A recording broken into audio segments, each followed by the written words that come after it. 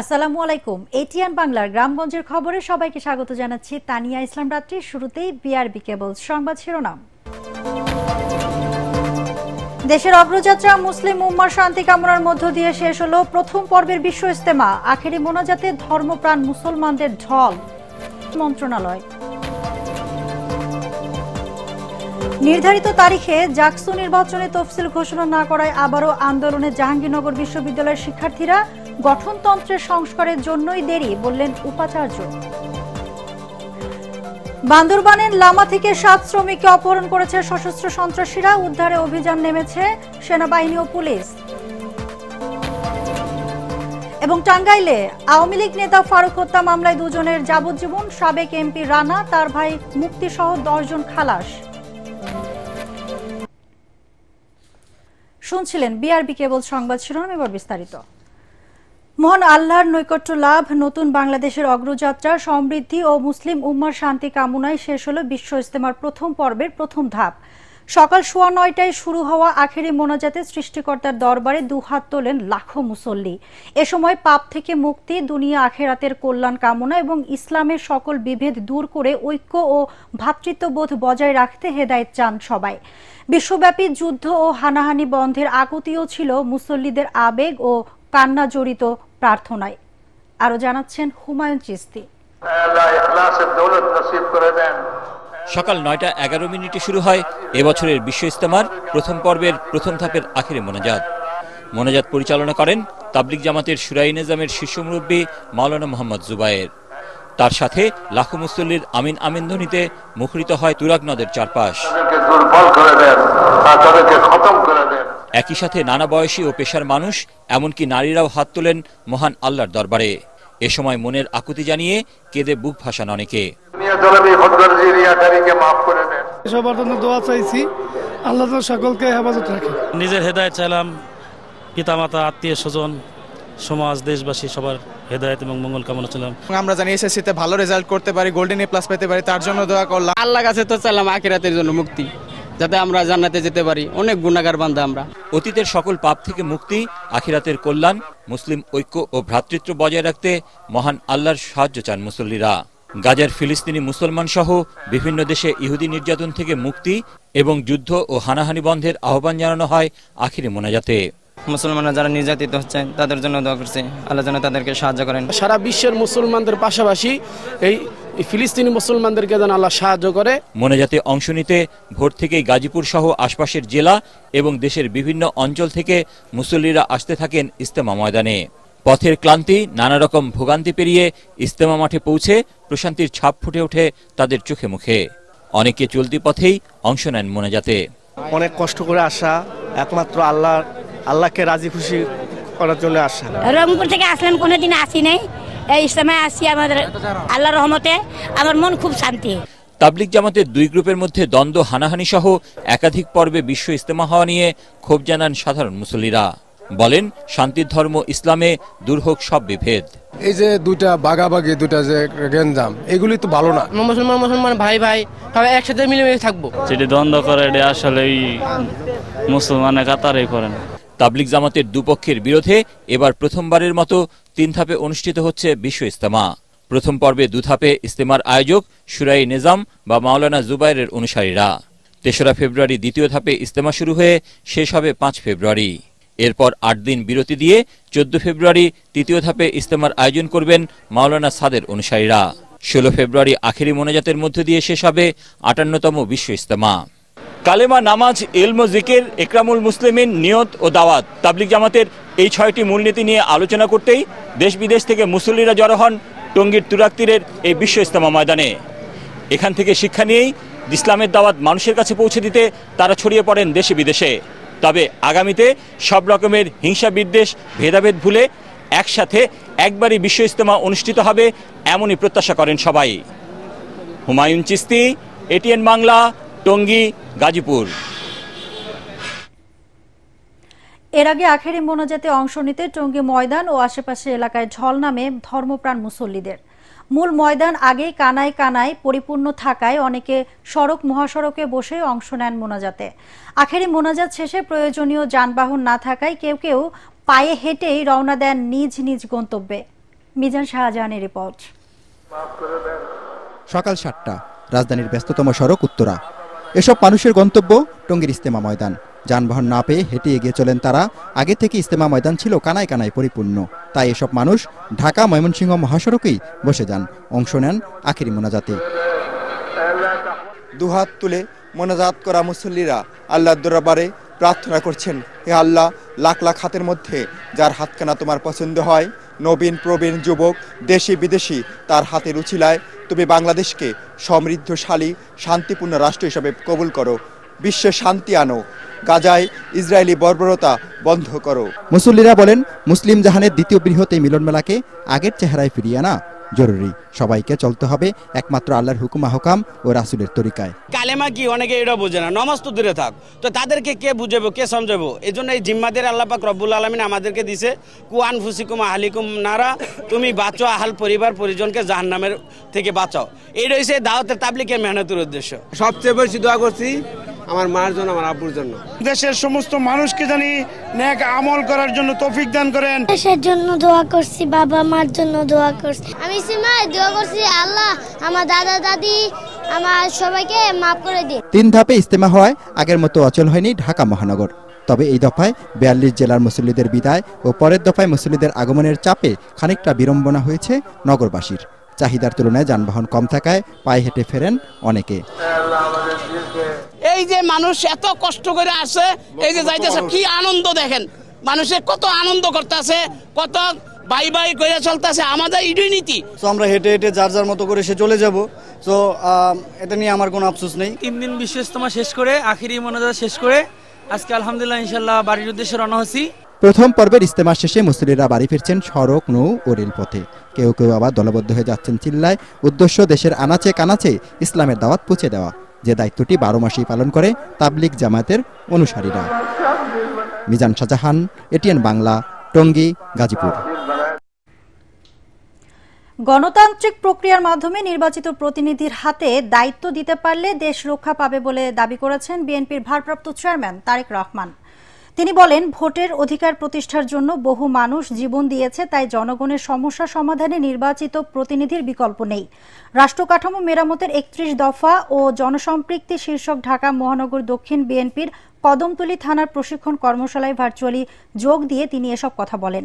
সংস্কার বাস্তবায়ন করতে হলেও আগে নির্বাচন প্রয়োজন দাবি করে তারেক রহমান বলেন, সংস্কারের কথা বলে বিলম্ব করলে পতিত স্বৈরাচার আবারও মানুষের কাঁধে চেপে বসবে। এ সময় তিনি বলেন, স্বৈরাচারের আমলে বিএনপি যখন সংস্কারের দাবি তুলেছিল তখন কেউ সংস্কারের কথা বলারও সাহস পায়নি।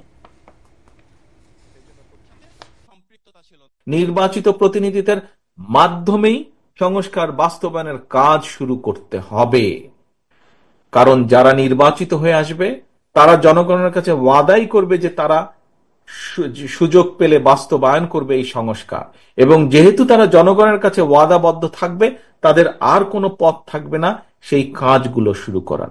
যদি নির্বাচন প্রক্রিয়া দেরি হয়, যদি সংস্কার আলাপ আলোচনা দীর্ঘায়িত হয়, তাহলে সেই স্বৈরাচার সুযোগ পেয়ে যাবে আবার দেশের মানুষের কাঁধে চেপে বসার।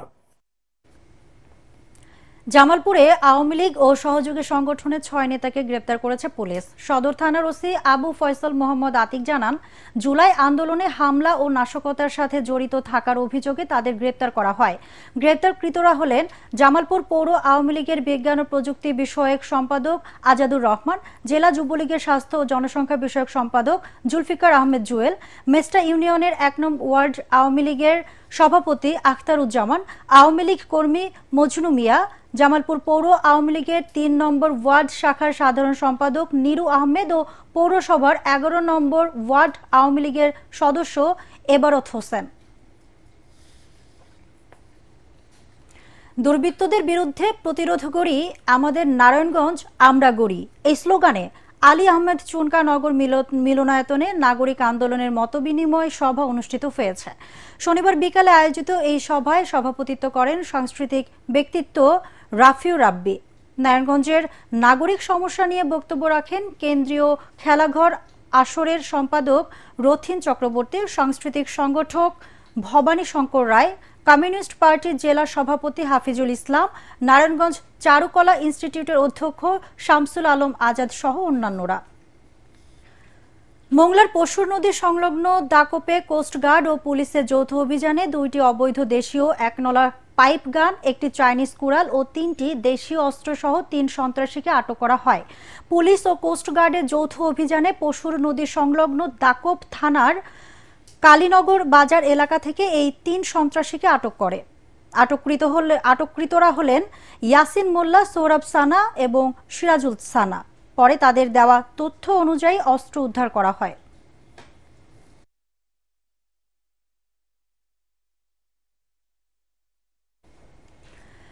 আন্দোলনের নামে পতিত স্বৈরাচার শেখ হাসিনা ও তার অনুসারীরা নতুন করে দেশে বিশৃঙ্খলার চেষ্টা করলে জনগণ তার প্রতিহত করবে বলে হুঁশিয়ারি দিয়েছেন বিএনপির যুগ্ম মহাসচিব অ্যাডভোকেট আব্দুস সালাম আজাদ।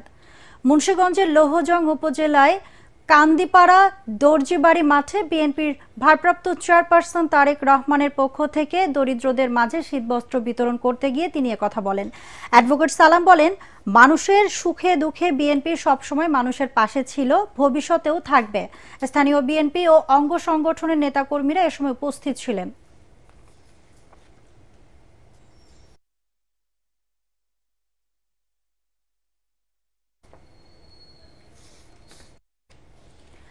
জাহাঙ্গীরনগর বিশ্ববিদ্যালয় কেন্দ্রীয় ছাত্র সংসদ জাকসু নির্বাচনে পূর্ব ঘোষিত রোডম্যাপ অনুযায়ী তফসিল ঘোষণা না করায় শিক্ষার্থীরা আবারও আন্দোলনে নেমেছে।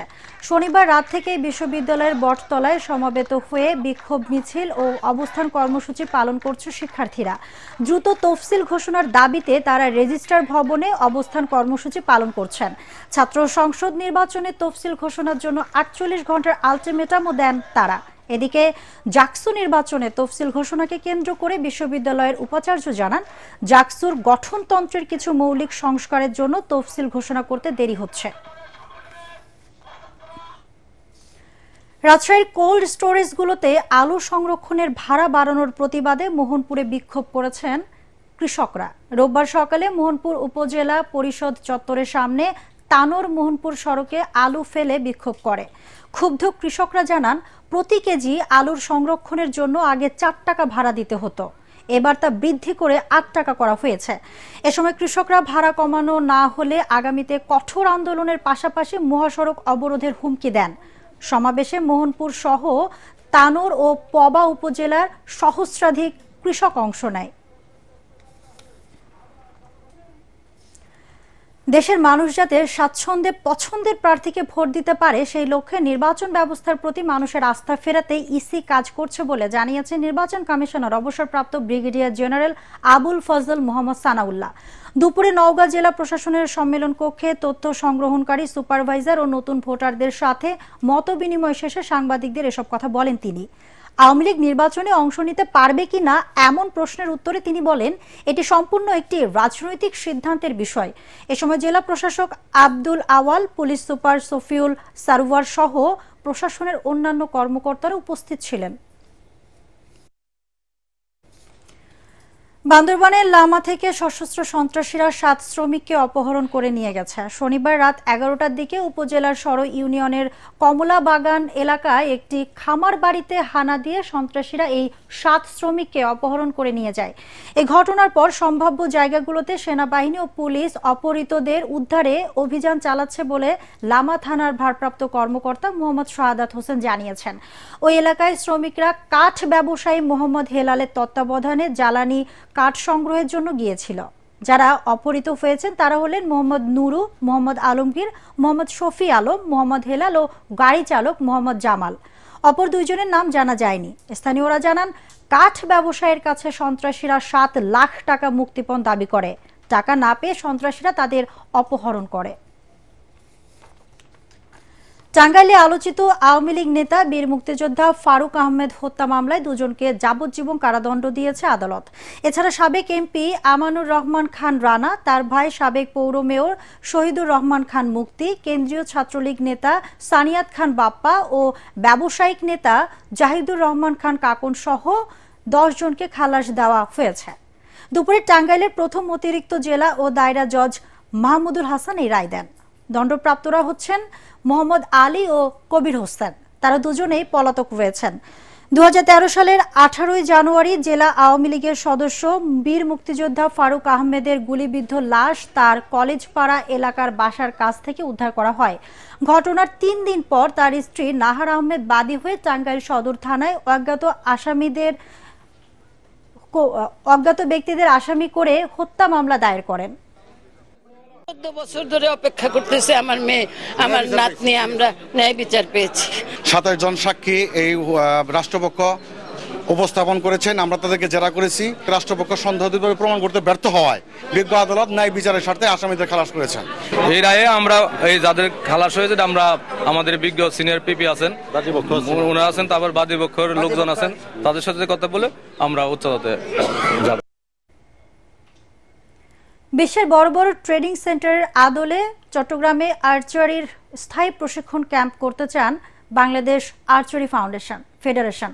চট্টগ্রাম জেলার খেলা দিয়ে শেষ হলো আর্চারি ফেডারেশনের তারুণ্যের উৎসব। সকালে প্রধান অতিথি হিসেবে উপস্থিত থেকে দিনব্যাপী উৎসবের উদ্বোধন করেন চট্টগ্রামের বিভাগীয় কমিশনার ডক্টর মোহাম্মদ জিয়াউদ্দিন। বিশেষ অতিথির বক্তব্যে চট্টগ্রামে আর্চারির একটি স্থায়ী প্রশিক্ষণ ক্যাম্প স্থাপনে ফেডারেশনের পরিকল্পনার কথা জানান কাজী রাকিব উদ্দিন আহমেদ চপল। এ সময় চট্টগ্রাম জেলা ক্রীড়া সংস্থার কাউন্সিলর সারওয়ার আলম চৌধুরী সহ অন্যান্যরা উপস্থিত ছিলেন। চট্টগ্রামে তারুণ্যের উৎসবে 17 জন আর্চার অংশ নেন। হাড্ডাহাড্ডি লড়াই শেষে লিটন জিতেছেন স্বর্ণ, তামিম রৌপ্য আর ব্রোঞ্জ জিতেছেন আদনান।